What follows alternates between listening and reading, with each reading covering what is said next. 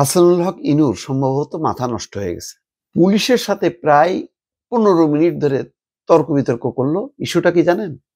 ইস্যুটা হচ্ছে প্রিজন ভ্যানের মধ্যে তাকে বলছে যে স্যার আপনি বসেন, আপনি দাঁড়ায় এভাবে কথা বলবেন না, এটা আমাদের নিষেধ আছে।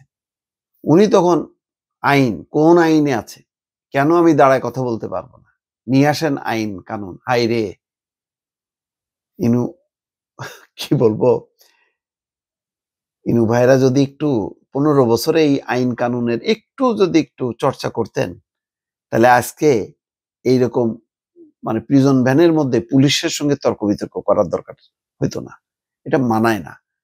হাসানুল হক ইনুকে যেটা বলছে পুলিশ, সেটা হচ্ছে পুলিশ তো এটা একটা সাধারণ পুলিশ, একজন এসআই, ঊর্ধ্বতন পুলিশের আদেশ প্রাপ্ত হয়ে তিনি বলছেন। এইটা নিয়ে এই তর্ক বিতর্ক করার কোনো মানে হয় না। যে এই জন্যই বললাম যে ওনাদের এখনই মাথা গোলমাল হয়ে গেছে দর্শক।